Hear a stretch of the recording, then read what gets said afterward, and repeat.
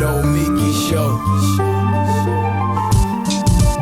Clash momentarily for class solidarity. Cash circulating, give the masses back its currency. Greed from elites, oligarchs stay fed. Deep state, fake fed, everybody break bread. Racism, homophobia, sexism, religion in this melting pot we live in. Time to build a new system, unionize labor rights. Highlight the issue, talking heads left is best. The saga continues. The Nomiki Show. Hello, welcome to the Nomiki Show. I am Nomiki Konst. It is Friday, October 22nd, and this is Bijou. And Bijou is my emotional support animal right now, because, or not. Bijou, you have to get better at that. I didn't train you very well. Bijou is my emotional support animal right now because I'm not kidding, actually. Like, this has gotten to the point of no way out. I don't know personally. I know people put these shows on because they want to have some sort of strategy or hope or camaraderie in fighting the monopolies out there and conservatives and, of course, moderates. But I really don't have a strategy for you right now. And so if you do have a small animal that you love, I definitely recommend you grab it and you hold it and anything that you love in life, just embrace it, because we are in uncharted territory. And I don't say that. It's not like moderates haven't been holding up progress for decades. It's not like, this is a new strategy on their part. It's that we suddenly have a little bit of power as progressives. We suddenly have congressional members. We have a few senators. We've even moved people to our side. Senator Schumer, for God's sakes, just endorsed India Walton in Buffalo for mayor. But what we don't have is some way to outmaneuver them. They still have the power. And so what they've brilliantly done, and I'm putting them all together right now at this point, what they brilliantly seem to have done is trick the public and senators and Congress members and progressive groups into thinking that they are going to move towards progress. It's like a publicity campaign for the establishment into thinking that, making the public think that they care about them. But at the end of the day, here we are. This whole entire year has been about, we can finally spend the money. Joe Biden finally gets it. He has to do something to respond to the crises of income inequality and joblessness and COVID. And of course, our infrastructure, which has been crumbling for decades, and our minimum wage, which hasn't been risen. Remember that? For decades. And the fact that we have a healthcare crisis. All of these things seem to be top priorities for the Biden administration as he took office 10 months ago. These were all things that we campaigned on in opposition to Trump. Now, I still believe it or not, that yes, Joe Biden is better than Trump, partly because Trump is moving us to the right. Biden is following the right. But the problem right now is that the numbers that we started with are gone. The numbers that we negotiated down to are gone. And the numbers that we negotiated down to again are gone. And what number are we at again now? We are at the number that Joe Manchin proposed on day one. Is Joe Manchin some master negotiator? Is it that Joe Manchin is the only person in the Senate on the Democratic side who doesn't believe in infrastructure? Is Kirsten Sinema just echoing it? No, of course not. Because as we all know, at the end of the day, this is Biden's bill. And if Biden cared so much about this bill, he would be campaigning around the country for it. If he cared about his legacy, if there is a legacy, because clearly they don't seem to understand that climate change is a thing. They haven't read the science. If he cared so much, he would have rallies in front of every decrepit bridge. He would be down in Puerto Rico, for instance. There's that one bridge. Oh my goodness. I will never forget this. After Hurricane Maria, there was an entire community for an entire month that was cut off from civilization, not to mention power like the rest of the island, cut off from civilization because there was a bridge that collapsed. And it took 2 weeks for anybody to even realize that this town was cut off from civilization because nobody could get out of the town. Nobody could get out of the town, get onto the roads, so that they could get basic medicine, so the elderly could get hospital care. And finally, a helicopter discovered this town. That town is America right now. There are countless stories like that. And Joe Biden should be showing up in those towns across the country, in those cities across the country, and pointing those bridges and saying, these are jobs. This is climate change, and these are jobs. And these two things need to go together. And they can go together. West Virginia has had historic floods in the last 10 years.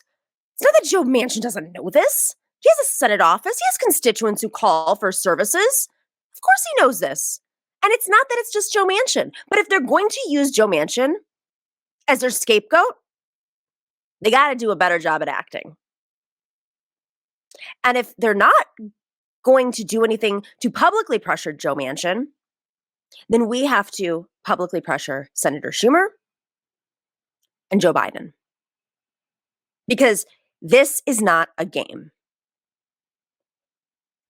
And they're playing this like they are stuck in 1987, and they're doing whatever they can behind the scenes and creating whatever show out front to make us feel like we actually fought for something, so that Senator Sanders can go home and say, I tried. So that Senator Warren can go home and say, I tried. So that Pramila Jayapal, Congresswoman Jayapal can go home and say, I tried. You know what trying is. And I'm saying this to our progressive leaders at this point because we love you, we adore you, and we appreciate all the work you've done. But you got to stop using the same tactics you have used to fight the establishment for the last 30 years in this situation. Now that there is power, the tactics have to shift. You have the power to bring the masses. If you could have rallies of 30,000 people during your presidential campaign, how about you bring back those rallies and you take it to the White House lawn? How about you take it to West Virginia? You take it to Arizona. Like I said, you take it to a bridge that's falling down. I don't think it's actually going to sabotage, as you might feel, what's happening behind closed doors. I don't think that, because you actually have the power. This is the power you have over them. You have no other leverage. You're not in the majority. You're not in the majority of the Democratic caucus. This is the power you as progressives have. The people. So show the people.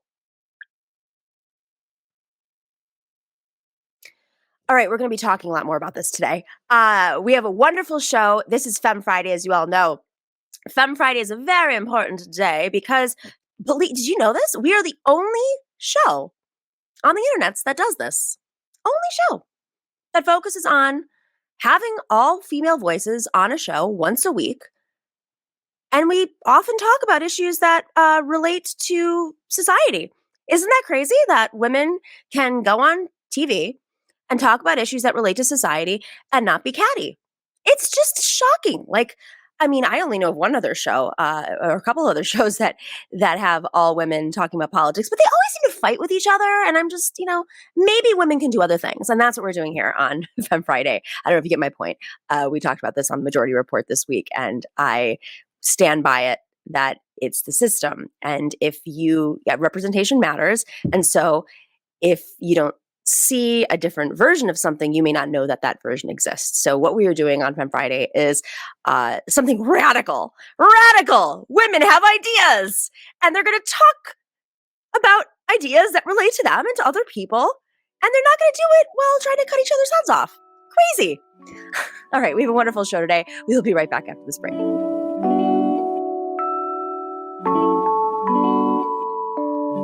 Welcome back to the Nomiki Show. You have to understand that no one puts their children in a boat unless the water is safer than the land. No one burns their palms under trains, beneath carriages. No one spends days and nights in the stomach of a truck feeding on newspaper unless the miles traveled means something more than the journey.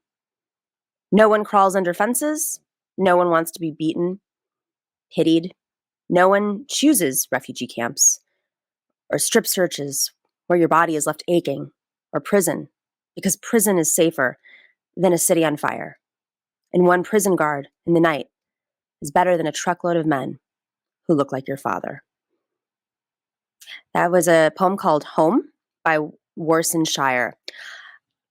Our next guest is joining us today to talk about refugees and specifically how they're portrayed in the media. Dr. Jillian Jacklin is a lecturer in democracy and justice studies at the University of Wisconsin, Green Bay. Dr. Jillian Jacklin, thank you for joining us. Thank you so much for having me, Nomiki. So I'm thrilled that you've invited me, and also that you started off with such, I think, a meaningful and image capturing poem for your listeners and your audience, because I think it really did capture the real tragedy and complexity of migrant experiences and the reasons why people, right, decide to leave their homelands. Often people, the American public, thinks of people coming to the US in search of this perfect image of what America sort of means in a global imagination, and why that, while that is often a draw for people to migrate to the United States, that's not the context that we're dealing with right now, and thinking about why Afghani refugees are coming to the US and why other waves of migrants have come here. So I'm really interested in talking about this, and I don't know if you have questions for me, but I'm happy to talk about whatever it is you think we should. Yeah, I mean, it's fascinating to me because so my entire existence, and I discovered this poem prior to just yesterday actually, but not in anticipation of our interview. I just stumbled across it, and immediately what hit me was my family's experience. And my grandparents on my mother's side were refugees from political refugees, for my grandfather in particular, from southern Albania in an area that was Greek, right on the border of Greece. And literally, like, knowing my family's story, I mean, it's not just that I know that they're refugees. I've heard these stories for generations. For years, for decades. But as I've gotten older and learned more about their actual history and the political history of what happened, it's added more context to this, to the point where it's like, I always knew the stories of my grandmother would say, okay, well, we had in the middle of the night, in the middle of the winter, we had to take the whole entire family. She was 19 at the time. She had to carry, 5 of the most important things that they owned, including, a piece of jewelry that was really, like, hidden in very mysterious ways, through the mountains in the wintertime as it was snowing in the middle of the night, and not knowing if they were going to make it over those mountains, which, took, I think, like 15 hours or something to get through. And my grandfather had a very similar story. But the difference is, I learned much, much, much, much, much later in my life, as he was nearing his death, that my grandfather was put on a list and had to escape that day. And there was no time to plan. And he left his mother and his 2 sisters, who were later put in workers' camps. And I'm telling the story because I think it's important to tell the story. It's not just, oh, I come from a family of refugees. It's that through telling the story of what my grandparents went through, and through their telling that story to me, there's a deeper understanding. For me, I can't look at what's happening at the border right now without having empathy. And I wonder, just through the landscape of the media today, I mean, so much of our country is the migrant story, is a refugee story, is a migrant story, is an immigration story, legal or otherwise. Why has this just somehow separated from the media's interpretation? I mean, because it's in our DNA. It just seems so strange to me that we can have this antagonistic experience, like, in the media, when the people who are relaying this often come from these stories, come from these experiences. How did this go wrong? Wow, this is the question, and you really hit it on the dot. Why are media representations so overshadowing of migrant stories and refugee stories, when indeed we sit right on American Indian land, but the vast majority of people who live in the United States, right, have come from these migrant and refugee experiences that you're discussing, which often were very traumatic, right, and not well planned, and not expected, right? So why and in what context did our media come to portray refugees in sort of this possibly negative light? So I think that one, let's kind of like reel back a little bit. I'm trying to get myself to reel back because there are so many different contexts to talk about this from. So in my own work, I do a lot of immigration and migration history. I'm trained as a late 19th, 20th century historian. And so we can't, right, look at the history of the United States without talking about refugees and migrants. And so certainly the advent of media representations goes way back to the Civil War era with the advent of newspapers, right, and the spreading of media and gossip and so on through the paper trail. Fast forward quite a bit, right? We have TV, and now social media, which gives greater access to so many people with like independent media outlets like this important one that we can get different information from. But the vast majority of the American public still looks to big media outlets, often controlled and owned by groups of people that are sharing similar messages, and they're popular representations. And so what do I mean by that? So for instance, in 1980, we had the Mariel boat lift, which brought dozens of thousands of people to the United States from Cuba.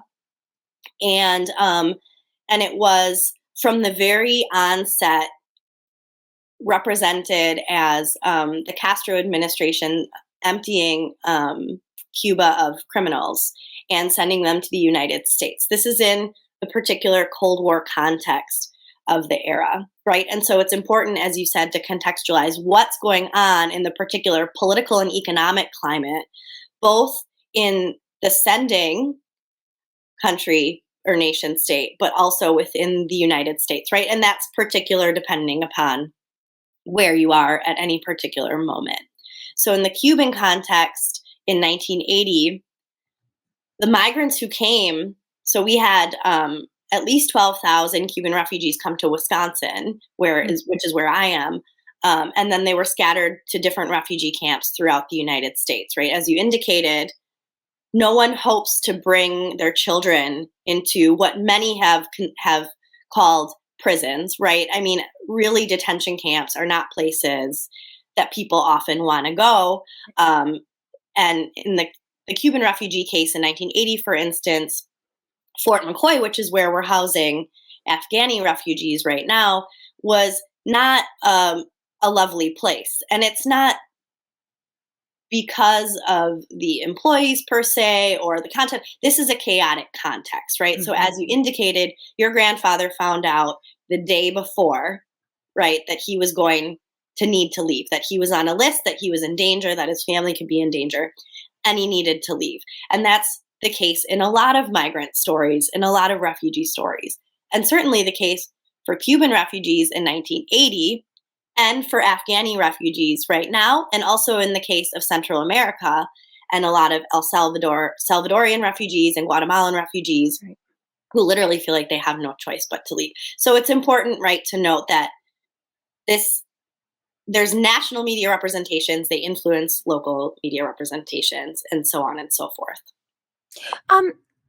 So let's talk about just like the history of how migrants are depicted in this country. I mean, has it always been the case that the media, there's been some other that's coming, and whether it's the Irish or the Italians or the Japanese, or in the case of the 80s, anybody who had any affiliation with the Cold War countries, to today, Donald Trump's rhetoric.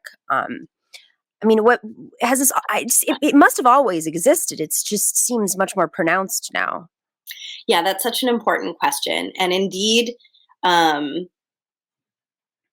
has always been an issue with xenophobia and racism since the inception of the United States as a nation, and that very much shapes popular media representations. particular economic climates. The economic context is really influential. And we can talk about that. But there always have been counter narratives as well, right? So, as you're indicating, there have been news sources like this one, local newspapers, more sort of often left-leaning types of news media that has had a different story. So, like in my own work, I discuss popular narratives and then counter narratives to try to tease apart the realities of migrants coming to Wisconsin in 1980. That would be the case now. Like just yesterday, I was going through different media representations of Afghani refugees right now, and already there's a case where there was an alleged sexual assault in Montana, where supposedly it was an Afghani refugee who is being accused of sexually assaulting a white American woman. And now the state of Montana, and who's the state in this case, right? The public at large is calling for a halt on bringing any Afghani refugees to the state of Montana. All because of this one situation in which the Afghan was the victim. No, I'm sorry. That came out right. Yes. Sorry. Yeah. Oh, it's fine. Yeah. Right. And when and in the interview, so this is important, right? And I think what an important takeaway from this is we need to be critical readers, and we need to read and listen to multiple sources. And I'm sure that you say that you purport this to your listeners and your viewers, but if you even read in between the lines of the different stories that are coming out about this case, one, we should certainly take sexual assault very seriously. We need to. And so it's not to say anything about the validity of the victim's statement or what have you, but even within the lines of the story, the Afghani refugee indicates that he did indeed participate in sexual activities with this woman, but that it was consensual. And so their stories are conflicting.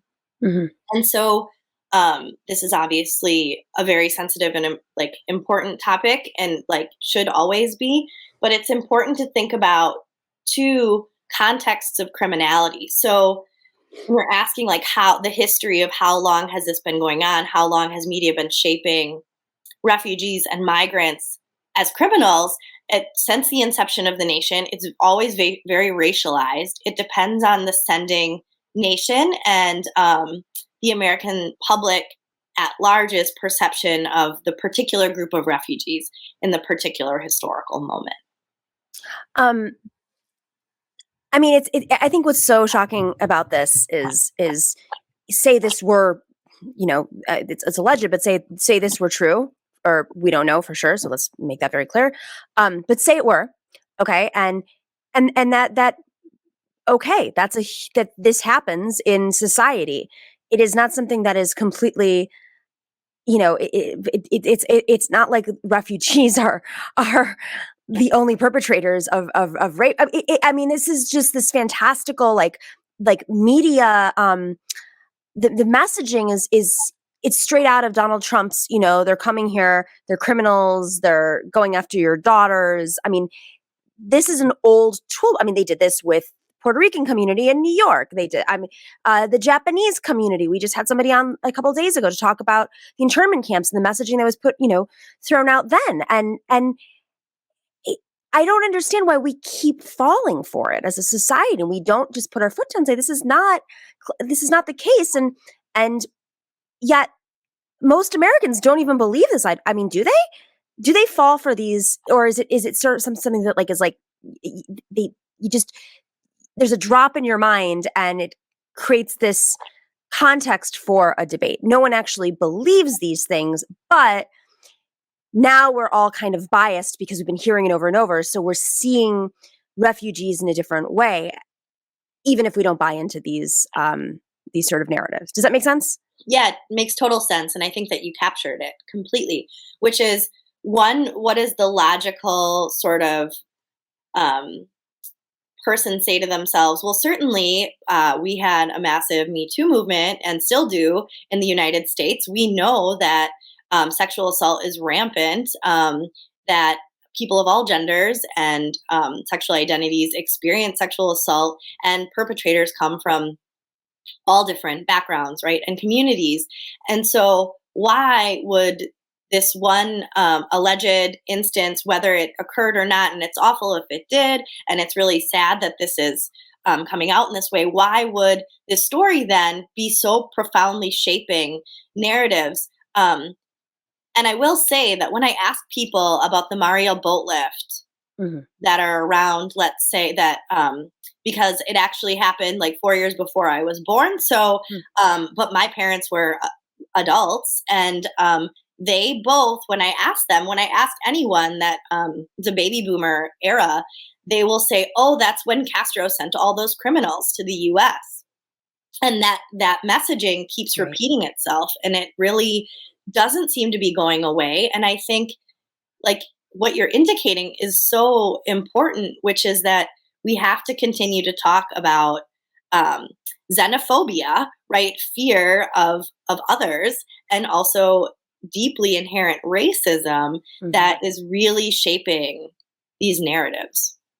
It's creating implicit bias, essentially, for whether or not people recognize exactly what's going on. I mean, I look back at some of the stuff that's written about Puerto Ricans. I'm doing a documentary there, and it's shocking to see some of the newspaper clippings from 30 years ago about what folks said about Puerto Ricans and Puerto Rican women in particular in the mainstream press in the States 30 years ago, as if, not to mention, as if they were not part of the U.S. on top of it. I mean, there's so many layers to that. So it's strange. I mean, I'm sure that 30 years from now, if we're all alive and well, and if climate change hasn't eaten the world up, we'll be looking at Donald Trump's speech and saying, how could that happen when at the same time you had this Me Too movement, when you had the George Floyd protests? How could you have this person in power who is shaping the narratives on every single media station and the debates, framing the debates? How could this exist and this exist at the same time? And so, I mean, you're studying media. How was it that in the early 80s? I mean, yes, there was alternative media, but the narrative is being crafted by the extremists. At the same time, there are these movements to counter them, but for some reason, it just keeps shifting. We keep having to respond to the narrative crafted by extremists. Wow, that is such an important question. I think it really comes down to the reality of money, right? And who has the power and influence to shape these narratives. Also, we do have to recognize that ourselves as consumers, that we are historical agents as well, and that when we consume media, the types of media that we consume influence the reproduction of that type of media, right? So it's not just that media is shaping what we think, but what we think shapes what we see, right, on television and in news media as well. Of course, then with that layer of who has the power and authority to shape narratives. And I'm so happy that you brought up Black Lives Matter, because I'm actually teaching a course right now called Exploring Race and Crime in Television, Media, and Film. And we started out by talking about the BLM movement and looking at different media representations. And I had a student after class, which I so appreciate, very confused and not sure about how to interact with their family, learning all of this very radical and controversial information. And so we talked about it for a while, and then I asked her, I was like, I guess I'm just confused as well, because I don't understand what is controversial about Black Lives Mattering. Like, to me, that should just be like humanity and common sense. And the reality that these movements are occurring goes back to what you indicated about through the poem that you read, is that like people don't choose to protest in the streets and risk their lives and identities and livelihood because something is fake, right? And that's where the Trump administration and this messaging of fake news, well, now we're talking about it. Like a lot of news media representations create, right, sensationalized representations of things, but those sensationalized representations of things are often and most often negative, which is so interesting when we think about our access to media outlets like this one. Well, and do we have to do a better job of calling out? I mean, I think this is happening in a lot of ways, whether it's divesting or calling out because of lack of representation in the media. But do we have to do a better job of calling out these companies that own them? I mean, you talk about the sort of like feedback loop, the algorithms of the tech world. I mean, there's no more extreme feedback loop than that. You within 2 clicks, you're going to get to a right winger on our show. It's like, this is how it works now on YouTube. Our show, as left as you can possibly imagine, with diverse voices and female led. Like, we'll suggest another show, and then the next show, and then the next thing you see is you're in the right wing. Are we doing enough, or could we do more, or is there some sort of way of pushing back that we're not aware of, so that these companies that own these media, these holdings that own the media companies, are being called out for how they portray? I mean, same sideism. It's just what's same side about someone wanting to live? Yeah. These are all really, I think, at the crux of, I suppose, to sound sort of nationalistic, what we want to be as a nation or a globe, like as global citizens. What is it that we want to see in our media, and how can we hold these big media outlets accountable? I really like to see the walkout at Netflix on matters of transphobia, and I think that it's really, really important for people to be continuously calling out.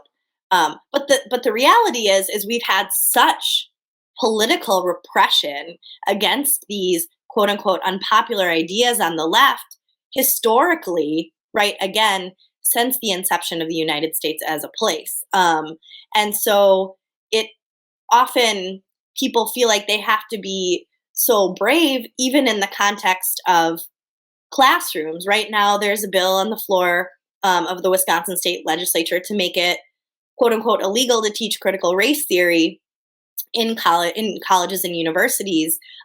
Well, I mean, that is what I do. That you cannot teach United States history without teaching about the history of racism and patriarchy.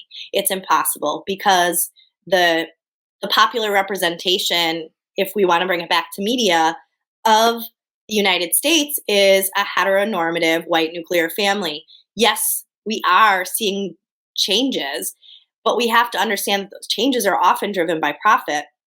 And how can we tease apart, right, that the profit, where we put our dollars, and divesting is, one important movement, one important thing that we can do. And then what we say, in our everyday lives to those people around us, I think is really important. And encouraging people to diversify their media consumption as well. I mean, Donald Trump was very effective at that. Listen, he's starting his own company, and you mentioned, like, people don't go out in the streets unless they feel like there's something that unless you're, you've bought into this great lie so much that you feel like others are a threat to you. Maybe that's ultimately what we have to do, is we have to study what they're doing, because they're much more effective at pushing the narrative into their, granted, capital's on their side. But I mean, these are uncharted. I think this is uncharted territory, especially with the critical race theory aspect of this. They're just looking at every single aspect of society and saying, how can we eliminate any conversation, like live in an alternate reality, as if there are not people of color on this planet, as if there aren't migrants on this planet, as if we, I just don't understand how they think that we can just have a society in which we don't acknowledge the majority of humans on this planet, and their stories and their plight, and also their histories, including ourselves. I mean, our histories. That's what this is. Yeah. Fascinating. I mean, I would, I don't feel encouraged after this conversation, but I appreciate your highlighting it because, the truth is that, these companies are not doing, even the left ones, even the ones like Netflix are not doing enough, um, to share stories. And Could I end with a quick hopeful? please, yes. Thank you. Yeah. So, Nancy McLean, Professor Nancy McLean, right? Have you talked with her at all? No, not at all. Okay. Yeah. So she wrote a book called Democracy Unchained Yep. and talks a lot about exactly what you said, which is how organized the conservative right is, Mhm. and that I do think that there are things that we could take on the left from the way that they've organized their movements. Absolutely. We should have her on actually. Very, very, very good idea. Have the book. It's a great book. Everybody check it out if you haven't. Really fascinating conversation. Thank you for talking about it, and would love to have you back on soon. And of course, thank you to Professor Harvey K for recommending you too. Thank you. Thank you. I hope that you have a great day. Rest of your day. You too. Thanks to Dr. Jillian Jacklin. We will be right back after this short little break.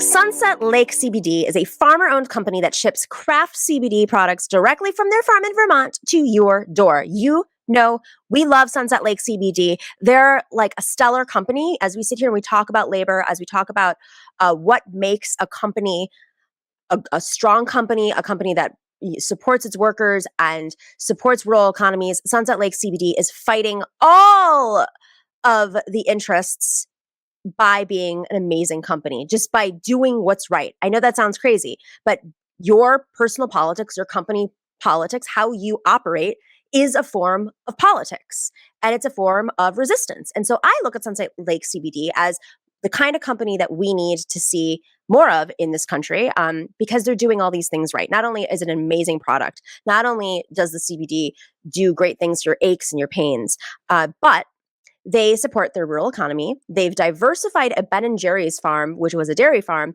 into being a premium hemp farm. Their minimum wage is $15 an hour, and the employees of their company own the majority of Sunset Lake CBD.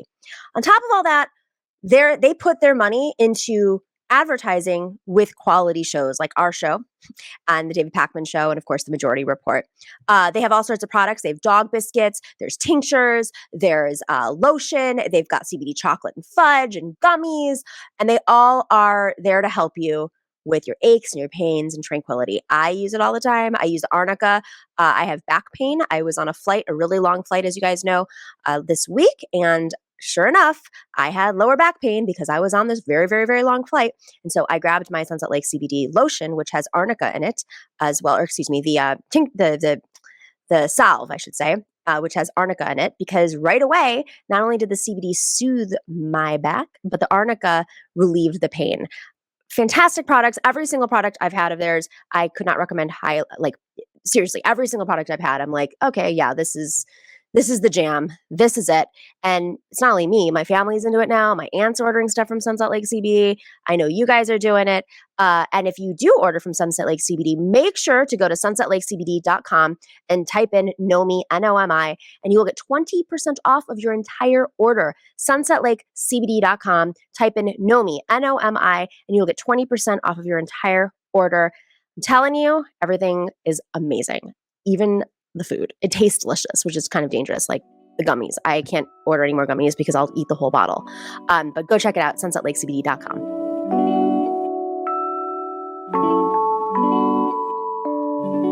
I don't know if I've shared this with everybody, but I this summer, I've put this on social media.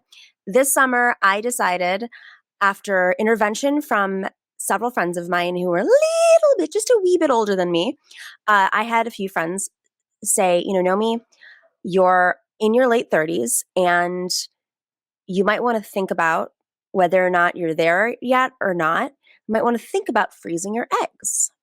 And I thought, okay, well, this is a few years ago. Some friends reached out to me and they all kind of approached me separately as if they were interventions.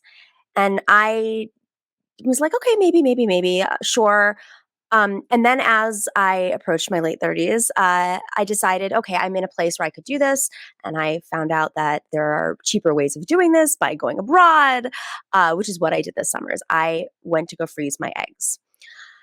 And I had a doctor in Greece who was very well respected, who was wonderful helping me out with this treatment. It's not a comfortable treatment. But through the process, we discovered, or he discovered, I should say, acknowledged that I have endometriosis, which I have been asking my OBGYN for 21 years, whether or not I have it, because of a lot of different experiences I've had as I've matured. And for the first time ever, it was confirmed, whereas every other time I've talked to my OBGYN, they said no. So why am I telling you this story? I'm telling you this story because through this experience, which did not go great, I have to admit, through this experience, I kept saying to myself and to other women who were talking through their experiences with me, why don't we know anything about this? Why am I only learning about really basic aspects of my reproductive system by experiencing it? And then as I talked about this with other girlfriends of mine who have had children, have not had children, gone through IVF, who have endometriosis, they acknowledge the same thing, that it's not just that we don't learn about it in school, it's that even doctors don't seem to understand our reproductive systems in a way that we should. The fact that endometriosis is actually very common and that most of the doctors I've seen did not understand it enough. So I lead with this story because our next guest is the author of Just Get on the Pill, The Uneven Burden of Reproductive Politics, Dr. Krystale E. Littlejohn. She's an assistant professor of sociology at the University of Oregon, and her work examines race, gender, and reproduction. I was really drawn to this because I feel as if, so much of our politics has been shaped around reproductive rights, but so little context has been given around it. And it's important that we have these conversations, but I also think it's really important in these fights, it's important to understand why we're having these conversations and what it means in gendered politics. So Dr. Littlejohn, thank you for joining us today. Thank you so much for having me.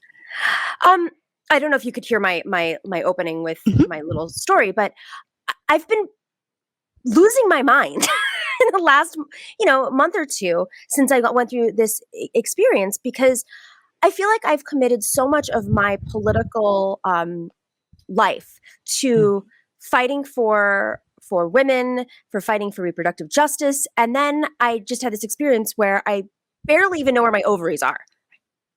How common is this? Is this just my little circle?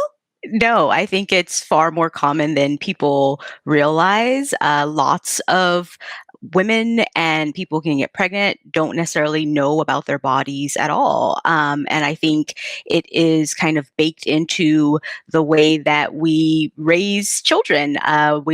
It's kind of this taboo thing to talk about, particularly for young girls' bodies. And so I found that in my own research that the young women that I talked about just didn't really have a good understanding of how their bodies worked, how pleasure worked, how orgasms worked. And I think it's part of this broader approach to women's bodies where we just don't give them nearly enough information. And you mentioned this, that in your work that, we spend decades focused on how not to get pregnant. And that it spoke to me so well. I was just like, now I can't really get pregnant, to be honest. It's maybe there's another option, but right. I feel like I woke up through this experience and I see color in a world that I didn't know I was living in, which was black and white. Right. And through that, also recognizing that, like, this, of course, right to have an abortion is a political right because, you're fighting against essentially a forced experience by a patriarchal system, but simultaneously a right to understanding how my body works and reproductive rights is a political utility. It's something that we I'm just shocked that, like, really basic things are not being taught to us. And the fact that we are not aware, I guess I'm really struggling with saying this because are we too focused on the right to, to control our bodies in a sense of having an abortion and not enough on this other aspect, which is just very human, like a human experience of how to have children? I love this question. I think it gets at the power of reproductive justice. And so my work is grounded in reproductive justice, and reproductive justice is about the right not to have a child, but also about the right to have children and the right to parent children in safe and healthy environments. And so what you're getting at is spot on. This idea that people have a right to understand how their bodies work. People have a right to be able to have children when they want to have children and to be able to raise those children safely. And the key is that the way that gender operates in our society, it fundamentally deprives some people of that option. And in the conversation that we're having right now, particularly depriving women and people who can get pregnant from understanding how these things work, and understanding what it means to prevent pregnancy or try to prevent pregnancy for 30 years. And there's so much emphasis on making sure that people don't get pregnant that as you're mentioning, there's much less support for trying to help people understand what are the limits of fertility, what are things they need to be thinking about, how does conception actually work. I think those questions go unanswered because there's so much emphasis on trying to make sure that people don't have quote unquote undesired pregnancies, that they don't get the support that they need in all of these other areas that you're bringing up. Yeah, I mean, for my own personal situation, it wasn't like a conscious decision to not have children. It was not a conscious decision to focus on my career more than the. I think we as a society have politicized this in a sense that, okay, well, you're a career woman now, and you have to make your decision. But Right. I think many women, especially post-recession women, are going to find themselves and are finding themselves in these experiences where it's not like, it was called existing. It's like I needed to support myself. I needed to, many times these decisions are made because of the financial aspect. And you're seeing this all over the world. People are choosing to have children later in life if they decide to because of the economy. But simultaneously, I didn't know how limited my options would be in my late 30s until my friends came to me. And then I found out even more so that it was much more limited. Has it always been this way? Obviously, we live in a patriarchal system, and women did not have power for most of history. But has it always been this way in that I can't imagine, when my grandmother was growing up in her village, that the women in her community did not understand baby making, the world of baby making, to make it very simple, speak simply about this.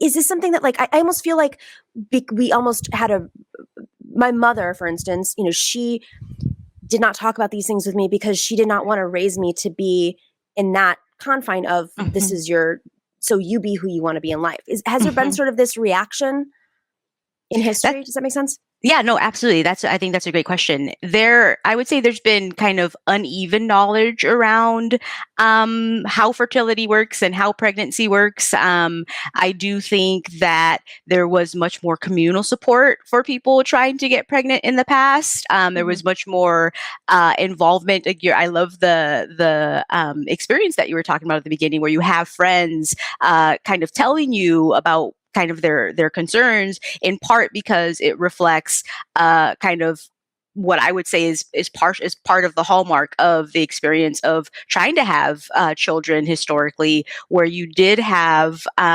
more support within the community to try and help people understand if they're having trouble. You would have kind of elders come in and say, well, here's what you can try and here's what works. And I think as time has gone on, partially as you're discussing, because of kind of the diversification of our society, we don't have as much knowledge that's kind of passed on via support networks. So you might have mothers or aunties or grandmothers passing on that information, but sometimes that's even less common. And I would say we certainly don't have as much knowledge within our kind of friendship networks around how these things work, especially because as we're discussing, people are putting off fertility longer, right? And so you might not have friends who have had experience with it to try and help people understand what it's like. And I think it's difficult for people to talk about not being able to have children, having trouble conceiving. And so there's even less support for people when they start to have challenges.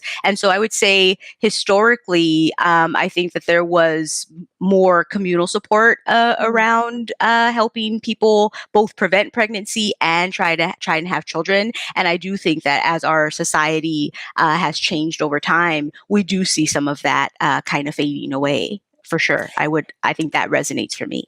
It's interesting because you talk about the gendered lens of and cisgender. Obviously, this is a conversation about cisgendered lens of reproductive aspect. But whether it was intentional or not, I mean, who knows? Patriarchy works in a very mysterious way sometimes. Right.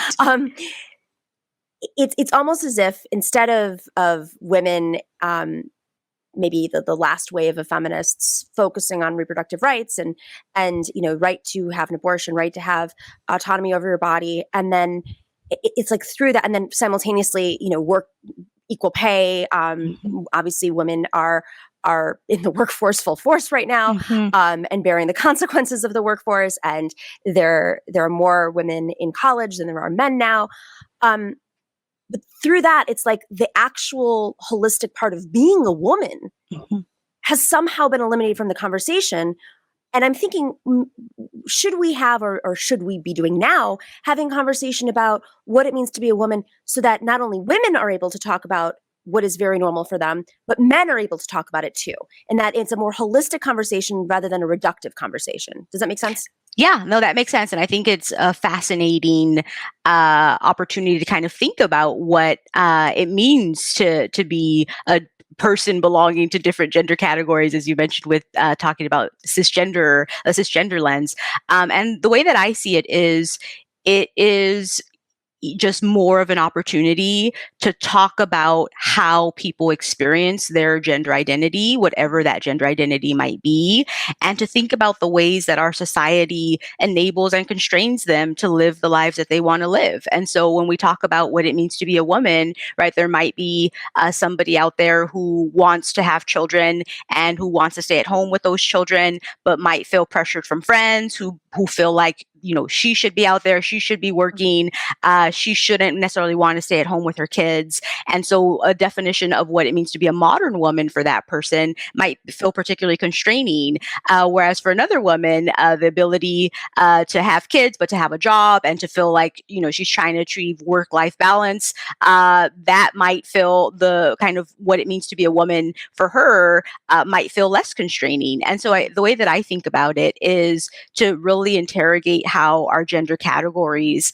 make it difficult for people to live the lives that they want to live. And I think if we think of it that way, then it allows us to bring men into the conversation. It allows us to bring trans and non-binary people into the conversation, because instead of assuming that a gendered experience should look a particular way, we're being really expansive in recognizing that what it means to be a gendered person and to move around the world in a particular gendered body is going to vary tremendously for people even belonging to the same gender category. And so trying to think about how social forces enable and constrain people, for me, is just a really fascinating and important opportunity to try and figure out what can we do to help support them in living the lives that they want to live. So I love that question.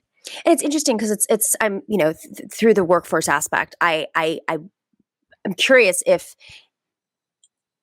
in retrospect, we should have been having these conversations, obviously, with everyone, not just in our isolated communities, and but simultaneously through having these conversations in our isolated communities, it's become about a fight, and through that fight, something that in to this day we're still fighting at state legislative levels.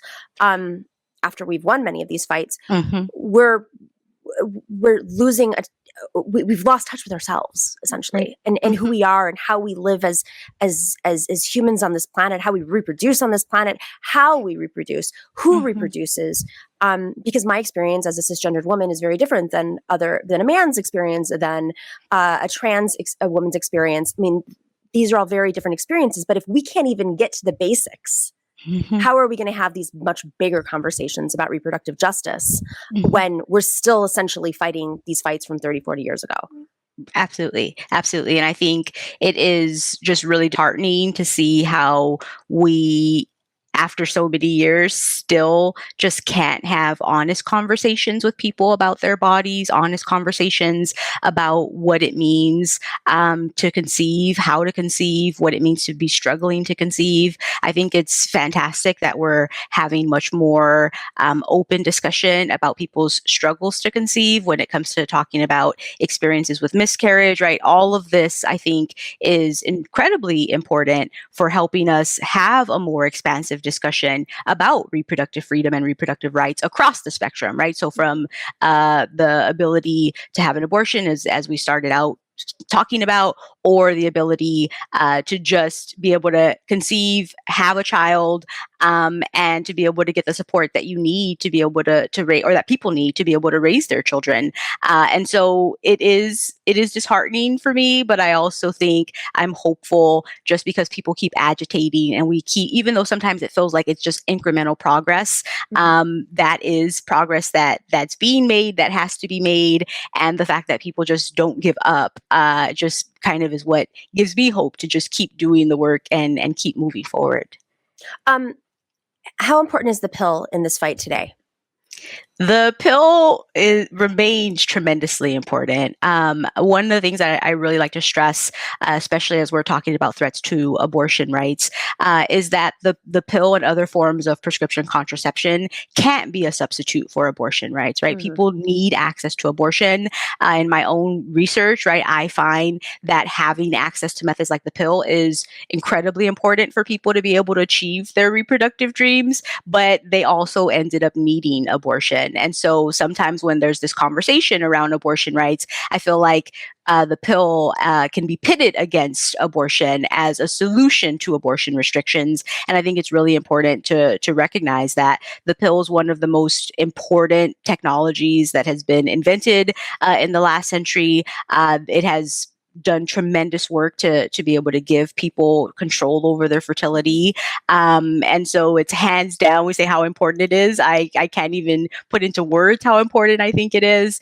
But I think it's also just really crucial that we recognize that the pill is not kind of the be all end all solution to people's kind of needs to control their fertility. We really need to make sure that there's access to the whole spectrum of reproductive tools that they have. And as we're talking about in the crux of this conversation, right, the pill and preventing pregnancy is really important, but that's not all that people need when it comes to their reproductive goals. And so we also need to make sure that we are providing people with support for conceiving, and that we're providing people with information and access to knowledge around infertility, so that people across the spectrum can make sure they have all of their needs met. And simultaneously, just even doctors. I mean, I can't believe how limited some of the knowledge is around really basic things that our medical community is not aware. I don't know if you touch on this, but before we go, I've been thinking about this a lot lately. How powerful the pharmaceutical industry is, right, in society, and fighting bills and fighting against Medicare for all, et cetera, et cetera. And they're a huge stakeholder in this. There's a huge, obvious stakeholder in the pill, but also the morning after pill. And I've just been like wondering why they don't. I don't know if you've ever touched on this. Why they're not organizing at the legislative levels to fight against these right wing interests who are trying to eliminate essentially a business opportunity for them. So I think when we get into the kind of different factions that are involved in reproductive politics, it is fascinating. I think that there are a number of different issues that come into play. And I think even if we may not be hearing about things that are going on, it doesn't necessarily mean that it's not happening behind the scenes. And then sometimes, things come out that we didn't know people were organizing around. And so I think that it just ends up being such a divisive set of politics that I think it makes it particularly difficult for people to always know how to enter the conversation, when to enter the conversation, how to approach it, right? Because some of this stuff, when we start talking about funding and getting funding for things, that also gets particularly tricky with trying to make sure that you're satisfying your stakeholders. And so I wish that there was more organizing publicly around this, but I also think that because of the different issues at stake, it can also be hard for us to understand what's happening and why it's happening in a particular way. At least that's been my experience. I sometimes see things and I'm like, I don't quite know why this is happening that way. This is kind of confusing to me, but I just try and puzzle through it as best as I can. Big Pharma, unite, please unite. Let's use them as the weapon. Jiu-jitsu this a little bit. Right, just get some things done here. Yeah, listen, we'll back you on this one. Also, time for you to come up with some sort of vasectomy campaign as well. Right. Some other methods out there. Yeah, right, other absolutely. than turning us into human petri dishes, as we often are. Mm-hmm. Dr. Krystale Littlejohn, really interesting conversation. Thank you so much for joining us. You can check out Dr. Littlejohn's book. We will have it up on screen. You can purchase it. It's the University of California Press. The title of the book is Just Get on the Pill, The Uneven Burden of Reproductive Politics. I feel like every Friday, this is a show called Femme Fridays, I just get more and more angry and I don't know what to do. That's my life. That's exactly how I feel. You're like living in a zone. I'm like, oh my God. Absolutely. Thanks so much for having me. It's been so fantastic talking to you. Same here. All right, we will be right back after this short break with our amazing panel, Kate Willett and Francesca Fiorentini.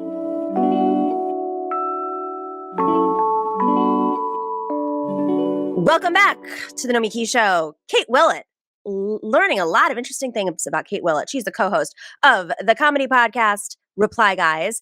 She is a comedian who made her network debut on The Late Show with Stephen Colbert. She has had a 15-minute special that premiered on Netflix's comedy lineup. And of course, she hosts Reply Guys, a leftist feminist comedy podcast. Kate, what's up? Hello. How's it going? Yes, man. I'm just going to, take a second, digest that you're way bigger than the show. No. All right. So this is Femme Friday, and I like to talk about how women can have conversations about things that are not just related to gender. So let's roll this clip because it's really important, I think, for us to recognize that there are lots of fights out there, and sometimes we amazing activists need to get into the minds of our opponents. And turns out there's a leaked video that helps us understand the mind of the obstructionists in our world right now. Let's play that clip of the billionaire. I'm sorry, they want to get millions of uninsured people health care with my money. If I have to pay taxes on billions worth of stock gains, what does that do to the money left over for a spaceship?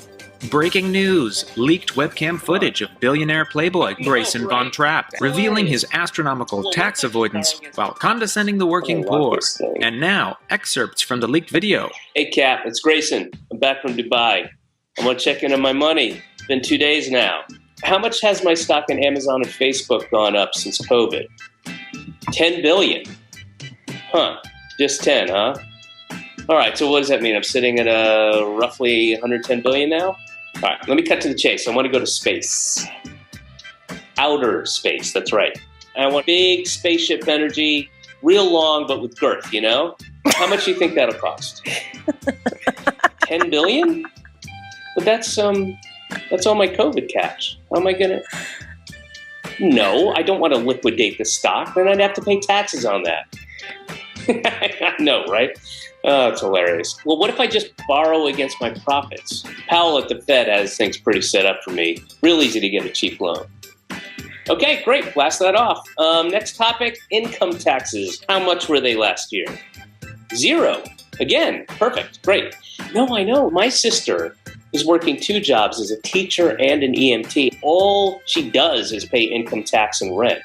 No, I don't want to give her anything. A handout will just make her lazy, okay? She really needs to pull herself up from her bootstraps. But I got to ask, so why zero income tax? I had no salary and was only paid in stock. Okay, got it. So as long as I don't sell for years, I pay nothing. That can't be real. Okay, great. So because I had zero income, I qualified for a child tax credit? Wait a second, man. Do I have a kid? No, they didn't belong to me. They were just on the yacht. Yeah, don't worry about that. Well, that's crazy because my sister didn't even qualify for that. Ugh, I love means testing. Hey, send Joe Manchin another bottle of champagne for his yacht. What? The Biden White House wants to... What the hell is a billionaire's tax? I'd pay taxes on all my stock gains every year? No. That's what my sister does with her income. That's communism. It's not communism. It's, fascism? I'm positive it's an ism. So can Cinema block it? Okay, great. Send her 5 checks. One for the corporate PAC, one for me, blah, blah, blah. And tell the Chamber of Commerce we're in for some ads. Because the whole point of being rich is not paying taxes. I mean, who's pushing this in Congress? Wyden, Oregon. Just a whole bunch of do-gooders. What are they even planning to do with my money? Give poor people guacamole or something? Childcare and universal pre-K. Paid family leave? Well, I already have that. Medicare covering dental, vision, and hearing. You must be joking. I mean, does anybody even use Medicare? They should manufacture universal bootstrap. In fact, Peggy, let's invest or find somebody to invent. Yeah, universal bootstraps, good. There's more. Fighting climate change. I'm sorry. Why do they think we're building spaceships?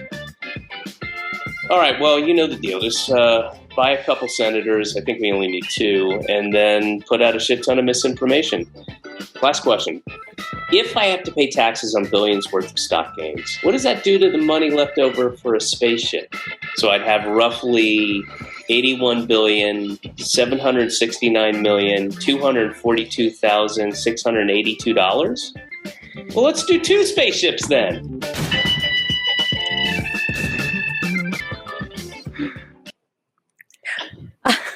I know it was long, but I promised our friends over at the PCCC Progressive Change Campaign Committee that we play that. Of course, that was David Cross who was playing.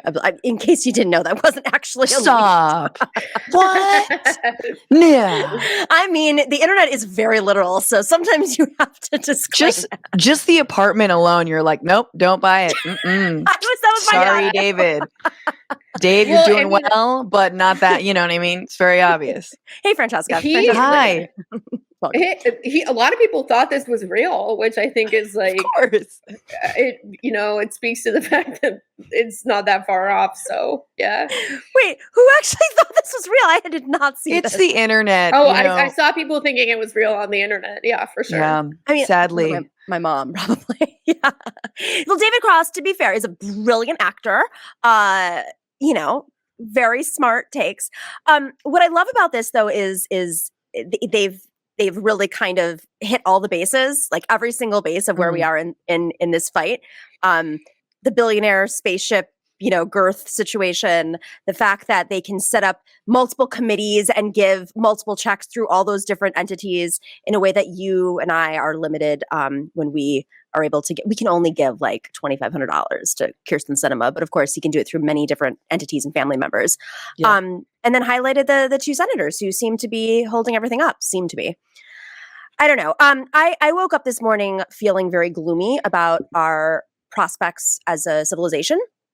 And maybe it's just the end of times and we just have to suck it up and kind of ride the wave, because it doesn't seem like Joe Biden is doing everything he can to pressure Sinema and Manchin into, maybe having a moral compass. Let's do a quick temperature check. Kate, how are you feeling about our hopes for civilization? Well, I don't think very good. I mean, Kyrsten Sinema is bisexual, so Oh no. that's cool. That pretty much summarizes everything right now. Kate, you have bits about being bi, dude. What's your take? Well, I think that this wouldn't be my ideal for bisexual. A third? Okay. Yeah. Yeah, not for a third. Yeah, it would not be my ideal for bisexual representation. I was, kind of hoping that we could get some sort of, crunchy granola type bi in there. Maybe Totally. like there's some Greenpeace activists in the polycule, but. She used to be, and then very much threw that old self under the bus. Yes, liberal until graduation. It happens to a lot exactly. of us. Yes, yeah. But she still has the purple hair. She'll do that. She'll like put a little streak of purple hair, and no, that's her idea of bi now is bipartisan, and by bipartisan, obstructionist. That's exactly the other side of this. Yeah. I do want to play this really quick because there's this thing that is floating around on the internets right now. It is a video of Matt Schlapp, who I don't know if you know is he's the spokesperson for the Democratic Party. Sure, I just had to say his name. Schlapp. Say it again. Schlapp. Everybody. Cool. Schlapp. Yeah. Matt Schlapp was the communications director for the RNC at one point, and now it turns out he is the expert on the Democratic Party. I am so frustrated with all these people who have literally no experience in Democratic politics or organizing. Tom Friedman, Matt Schlapp, Donnie Deutsch, like literally the last people we should ask about what Democrats are being the authorities on Democrats. Let's play this clip. Was Manchin's reaction, really sort of standing firm and saying, I'm not leaving the party. Well, we know exactly what he said. But it's important because it shows that there is a place in Washington right now for that moderate Democrat. Yeah, unfortunately, the Democratic Party is now run by socialists, which makes it very hard for Joe Manchin, who's a traditional liberal, maybe a little moderate on these energy issues, and it's increasingly hard for him to find a home in the Democratic Party.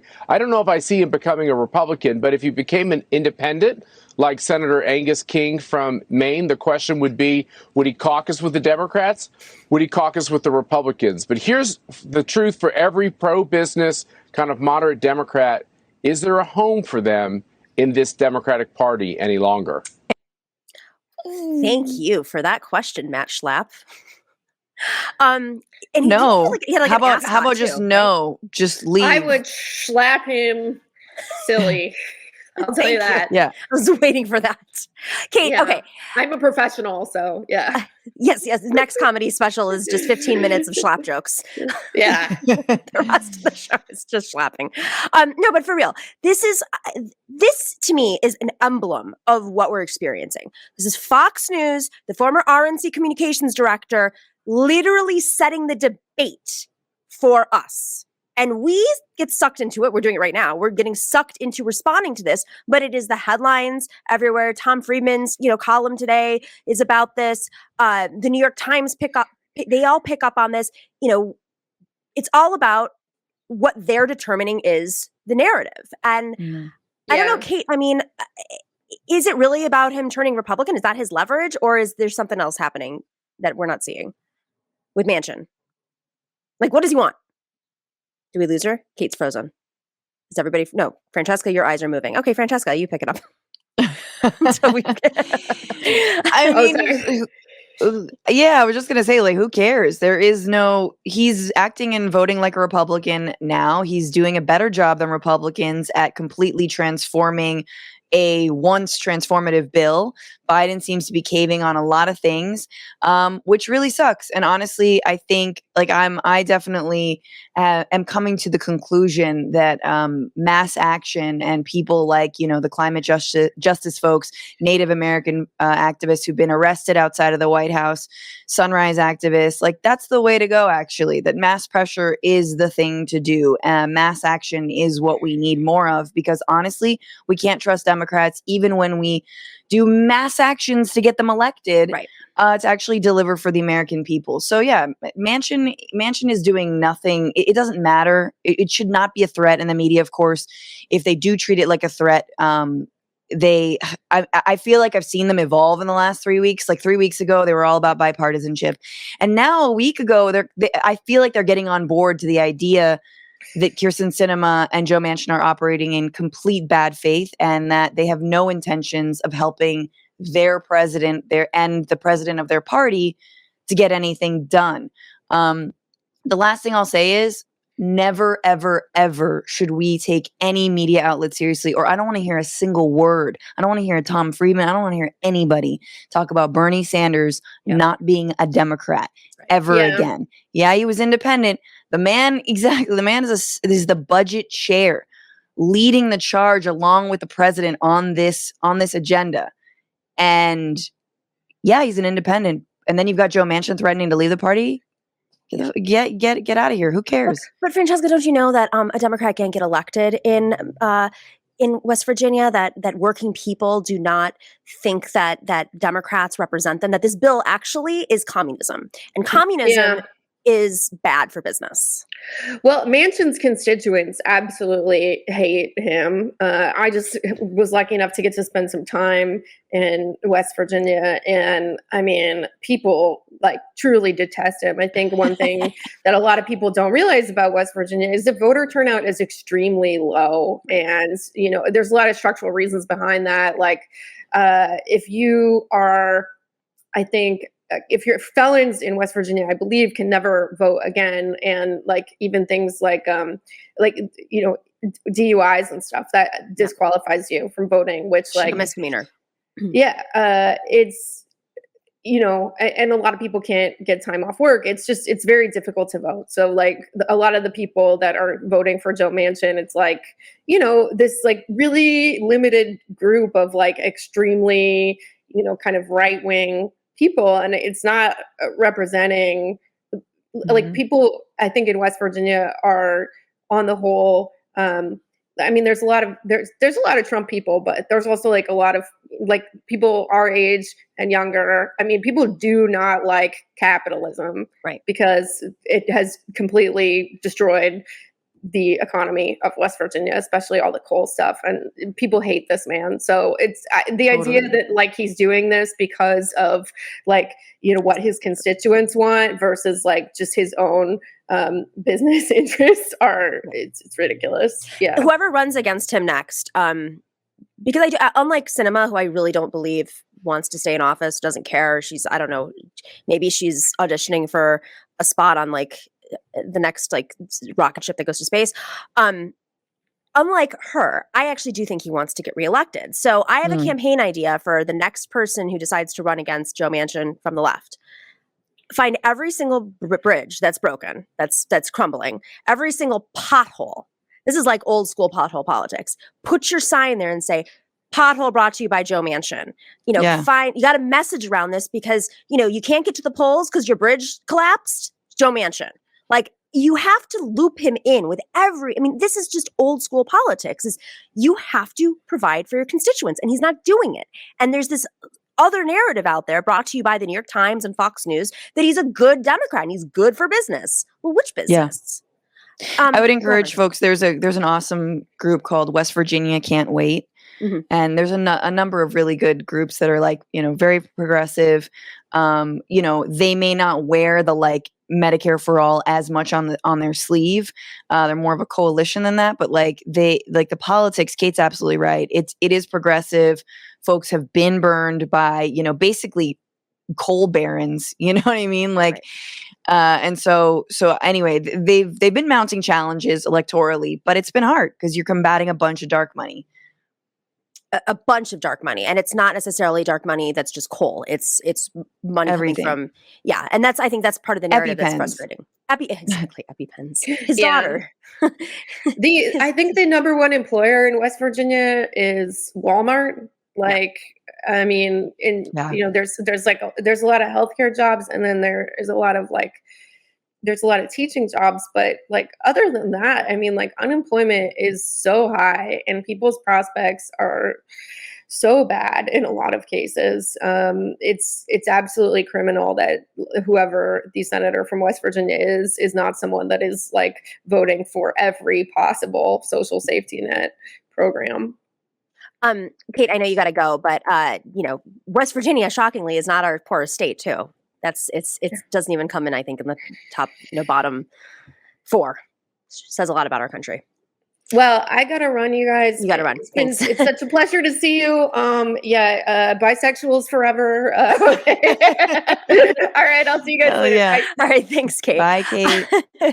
All right, I want to run a real quick clip of Senator Sanders, Bernie Sanders, talking about John Deere. I don't know if you guys know, but John Deere, there are people organizing. There's strikes are happening all over the country right now, and shocker, it's about whether or not people are protected in their employment, are getting paid fair wages, and John Deere is just the latest example. Let's roll this clip.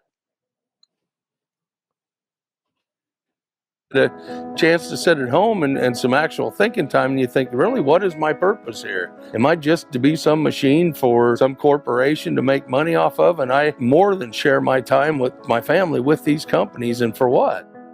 They wanted us to agree to do away with pensions for any new hires that came after us. I'm not willing to sell out my future brothers and sisters that might be coming in here. Could be your kid, it could be the kid down the street. We're not interested in having our retirement plans in a Wall Street speculation portfolio. We want something guaranteed. Corporations don't want to pay their employees a fair living wage with a fair cost of living increase. Instead, they want to shift that over to stockholders and the president, CEOs, and vice presidents. Over the last year, our CEO's pay has gone up 160%. They're projected to make between $5.7 and $5.9 billion in profits this year. That wealth was created on the back of the workers that build these products. We need a fair contract. We need it now. UAW 861. I don't think anybody doesn't want to see John Deere make profits. We know that golden goose has to lay golden eggs, but man, it's time to share some of the gold. If a president and CEO is getting $30 million a year, and you have a person that's working the line that's making $15 an hour, tell me that's fair. There's a labor shortage. Well, really, I think it's just a lack of respect and lack of wages is really what's going on. We build some of the best equipment in the country, in the world. And all we're asking for is our fair stakes in this. In a time when we have differences coming at us from a million different directions, people are putting aside those differences for the sake of solidarity, and it's a good feeling. And I think it's our time. The cheap labor bubble is finally busting, and it's really the rebirth of the American labor movement.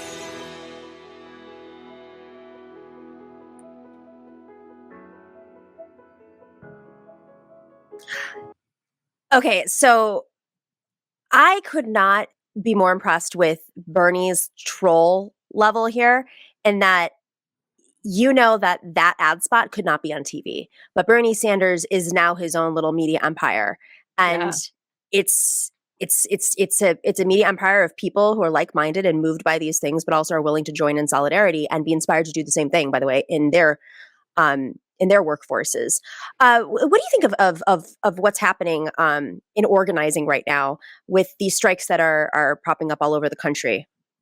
My cat's gonna come chill with us for a little bit. Totally fine. It's great. Poodle. The beginning of the show. just wonderful. When you don't feed them, so cute. Oh my gosh. Yeah, this dumb thing.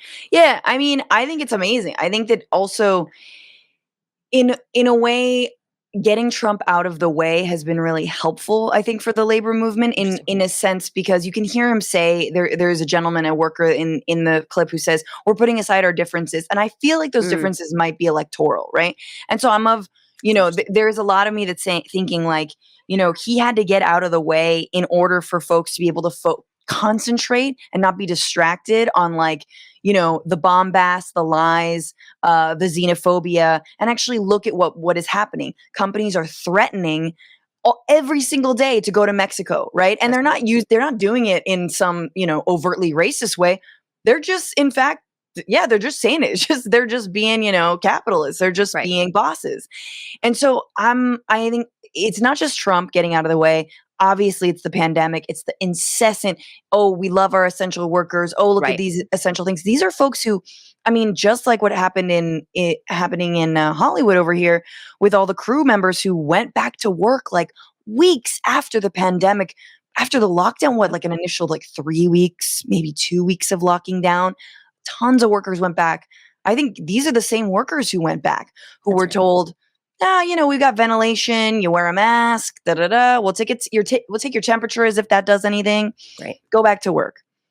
And not only that, have seen cuts in a time of exorbitant, profit making, which is just a bad look. I mean, like, Well, it you goes back to that. wonder. Go ahead. I'm sorry. No, it's just funny to me. You're like, man, if I were ever in charge of a multinational corporation and I was making, billions of profits, like David Cross talks about, record profits, wouldn't you throw a bone? Wouldn't you just be like, hey, don't come after me. Here's a bone. I'm not going to cut your retirement plan. I'm not going to cut your healthcare or dental right now. But no, they've done the opposite.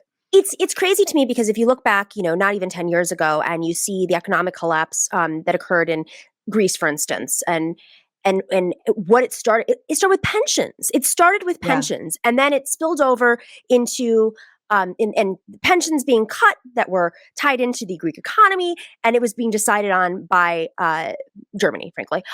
So, and similar things that are happening in Puerto Rico, where every day there's a new set of protests that all stem from the economy being in the hands of a group of people who, instead of saying let's slightly tax a corporation or the billionaires who are making money off this corporation, let's slice away every single aspect of, there's going to be nothing left at the end of the day. And so when you look at a place like Greece, you look at a place like Puerto Rico, there's very little left on the table other than taxing the wealthy. And are we at that point yet? The people were on the streets in Greece, literally, you could still see the effects of it. Yes, there was property damage, but it was property damage to multinational corporations. It wasn't, people's homes. It banks and the companies that were completely, wrecking the infrastructure of their society, which, the consequences are still there today. Simultaneously, the same happening in Puerto Rico, where their debt was in the hands of other people. Right. It gives us an opportunity to really talk about actual populism, right? And actual working class solidarity, again, without a distraction that will come back of right-wing populism, of that, xenophobic driven opposition to global capital, which never was what the globalization movement, the anti-globalization movement, the global justice movement. Obviously, they were in solidarity with workers around the world because we all knew what it would mean once trade was liberalized, once, you could move a plant anywhere and get the same benefits, not have to pay any more in taxes, whatever. So there's an opportunity here. Sadly, I do think that it's going to take a lot more because of just how decimated the labor movement is. You talk about Greece and Puerto Rico. I think countries that are incredibly mobilized, even if they've been battered and brutalized and beaten down, there's also a huge legacy of resistance. And we have that here. Right. But it's been a while. That's right. There is a legacy of resistance and a consciousness. And I feel like, we as a society right now are just starting to gather our consciousness and flex our muscles again, our organizing muscles. And, it's as we saw with Amazon and Bessemer, it's not always going to work. And they're getting smarter and smarter, and they have more capital and sophisticated ways of breaking apart movements and, combating this type of organizing. But there's a point when, you have multiple sectors that are striking across the country at the same time where, you can't play whack-a-mole anymore. The consciousness is growing. The income inequality is so vast. And like you said, now that it's not about electoralism, it's about survival after the pandemic. My concern is we're about to go into electoral season again. And because we don't have this infrastructure bill passed, because the PRO Act has not been passed, because we're the show that Manchin and Sinema have created, and Sinema in particular, I think hers is much more about a show than actual agenda, where I think Joe Manchin does have a real agenda. Joe Biden and the Democrats aren't going to have anything to run on. No. And this is the same, it's the same thing that, I remember Jon Stewart said, when you can't get anything done, you get demagogued, and a lot of folks are drawing those parallels between the Obama years and what's going on under Joe Manchin in terms of allowing not just Republicans, but allowing Democrats to stymie your sort of sweeping agenda, allowing them to take away the public option on the ACA. So here we go again. And are we going to get demagogued? Man, we cannot allow that to happen. Well, I mean, do our tactics have to change, though? You start off by saying the organizing in front of the White House is what we have to do. Yeah. I hate to be a pessimist, but I'm almost like, no, we have to do something. We had the largest protest in history, 2 of the largest protests in history, back to back, the Women's March and the of course Black Lives Matter uprising. protest. Yeah. And what has happened? Zero. If anything, more rights have been taken away from both of these communities. Yeah. And I'm concerned that we're not. They know what has to happen in terms of when people mobilize. Like, it doesn't matter. I feel like they're just tuning it out. They're just tuning out the mobilization, just like Joe Biden and Donald Trump tuned out the fact that they had real allegations potentially against them, Me Too allegations. They didn't even acknowledge them, or barely acknowledge them. Yeah. And they're just like going forward, that business as usual. Are we is there something we're missing? Do we have to re-strategize? No, I think that that's a really good point. I also think that you're talking about, unlike labor, right? There is not a women's, sadly, there is not like a broad, and same with the Black Lives Matter movement. There aren't like broad-based organizations that are in lockstep that have an agenda forward. Yes, there's the movement for Black Lives. Yes, there's like things like BLM Los Angeles, which have done an incredible job on a local level in terms of, getting politicians out and getting, better ones in. But like, it needs to be much more coordinated and massive. And of course, whenever that happens, then it gets cracked down, especially on the streets. And you're 100% right. I'm not saying street action is the only way to go here. But I do feel like when there's a certain amount of inaction in Washington, I mean, I don't know what is left to do. And I think something that is easily accessible, more accessible to a lot of people, is actually organizing and taking it to the damn streets. And we'll see that. I disagree that like the Women's March was a lib pussy hat movement. I was there in DC. Oh, I agree. Yeah. I mean, with you, I should say. Yeah. And I think we all have that critique that yes, there were people in the coordinating committee who were like more on the liberal to like moderate spectrum. But it was a movement, and it can be conjured again. And I hope it happens. And I think it will happen. Cause we're getting pummeled. We really are. I mean, so yeah, man, I'm curious because you're the one who, you know a little bit more about sort of the wheelings and dealings. And it's like, if we come out of this and we've stripped universal pre-K, we've stripped 2-year community college, we've stripped the child tax credit. What is left? Is there, it's just a little bit on climate change. Is that worth it enough? What if nothing has changed on climate and it's all there? I mean, maybe that's enough. Maybe go forward. You know what I mean? Like, I'm not ready to say it's all bad and burn it all down. But at what point does this start to become really not enough for the people who it needs to be enough for, or a lot for? And I don't know what's going on behind the scenes in Washington, behind closed doors right now, but at least the appearance from the outside, which I do think is important, is I personally don't feel, and I am, understanding the dynamics of power structures in DC, but I personally don't feel as if the progressives are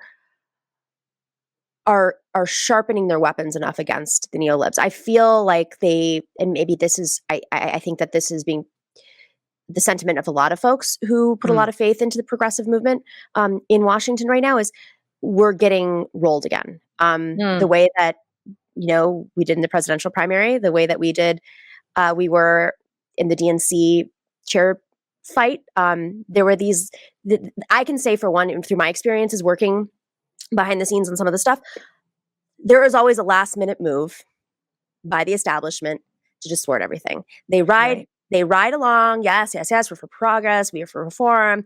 We hear you. We'll bring you to the table. You're on stage with us. Solidarity. And then, oh my God, there's this one person who's holding everything up and we just can't seem to negotiate. They're the bad guy in this situation. Or, the DNC chairs race, there was a last minute move, literally last minute. In the presidential primary, there was a last minute move. And if there's only one thing I can say is we have to be prepared for their last minute moves. Sure. Yep. A call from Obama and it'll all be changed. I mean, I think it's really interesting though, because I keep on thinking, I think we all have Donald Trump's little disgusting voice in the back of our head somehow being like, President Joe Manchin telling President Biden what to do. Like, I have that. My cat does not like that act out. not that impression. Like, I feel that in the back of my head, and that's how I agree. I'm like, you're not only going to roll progressives, but then you're going to get rolled by the electorate for looking weak. Let's be real. When you set on an agenda, then you look super weak by not even getting your own party to get on board to pass it. And that's the other thing. And I mean, and that's how you realize, like, man, the Senate is just where souls go to die. It's just hearts turn to dust. Because I was, I've been talking about this week, where in Republican spheres, Republicans want to rein in the cost of, let's say, pharmaceutical drugs. They know, especially there was a state representative in Utah who's like, we're getting completely like gouged by these prices, and our state employees, I don't want to keep paying, $2,000 a pop for a Humira dose or whatever it is. So they've got these plans where they send folks to Mexico, which is obviously crazy, but actually cheaper than buying it in the United States. And Bernie and Republicans have been on that same page of just at least let us buy meds from Mexico or Canada. And oh, no, that's somehow seen as terrible. But it's interesting because a lot of Republicans are on board with that. Then you get to the Senate and it's like, no, sorry, I've taken way too much pharma money for that. That's right. I talked to a doctor a couple of days ago, and she was talking about how she's had to raise, like, so many different folks in different industries have had to raise their prices on their products because of this supply chain issue. And she said, she's like, I have the supply chain issue with this pharmaceutical that I have to prescribe. And she's like, but even through that, even the parts are tied into the pharma industry, which I didn't understand. She's like, no, like, it's not. She's like, I am not beholden to pharma, but to be able to give XYZ procedure, I have to have the parts that are attached to that pharmaceutical. And so the cost of the pharmaceutical is going up, but then the parts are going up as well. And she's like, and then as a result, I've had to raise my prices. And so the entire industry is going to become even more bloated than it already is. It's really interesting to kind of see how supply chain is going to, while our wages are low. So yes, stick to the streets if you are able to work with the union or not. Organize. Our labor seems to be the biggest tool we have at this moment. I mean, yeah, if we need to invest in West Virginians and, the organizing there and in Arizona, so be it. Let's do that. Yep. Francesca, who's on your show this week? Oh my God. Speaking of the economy, Doug Henwood is on with me, as well as comedian Nato Green, talking all about, this labor movement is it the 30s all over again? No, I don't know. Is it the 70? Well, anyway, are we going to make it stick? Very excited to talk to him. And listen to the Bituation Room podcast or watch it at Franny Show on YouTube. God, and what's your cat's name? The cat. Ramona. Ramona, your comedic timing is perfect. Perfect comedic timing. Oh my God. We started the show off with my poodle, and we're ending it with Ramona love that. I love that. Fem Friday. Happy Friday. Thanks for so good to see you, Nomiki. Nice to see you. Take too. care. All right. Thank you to everybody for watching Fem Fridays. We love you. Make sure to check us out on Monday on Rockfin, rockfin.com/Nomiki. We go live at 8 p.m. on Tuesday. Excuse me, not on Mondays. What day is it? I don't know the days of the week. Tuesdays, we have a little thing. We can just put it up there and it'll challenge my thought. Tuesdays, we are live at 8 p.m. for TNS Live. On rockfin.com/Nomiki. And of course, check us out on Wednesdays on every other platform. We have a great week next week. Stay in solidarity. Thank you to all of our guests today. The Nomiki Show. Clash momentarily for class solidarity. Cash circulating, give the masses back its currency. Greed from elites, oligarchs stay fed. Deep state, fake fed, everybody break bread. Racism, homophobia, sexism, religion in this melting pot we live in. Time to build a new system, unionize labor rights. Highlight the issue, talking heads left is best. The saga continues. The Nomiki Show.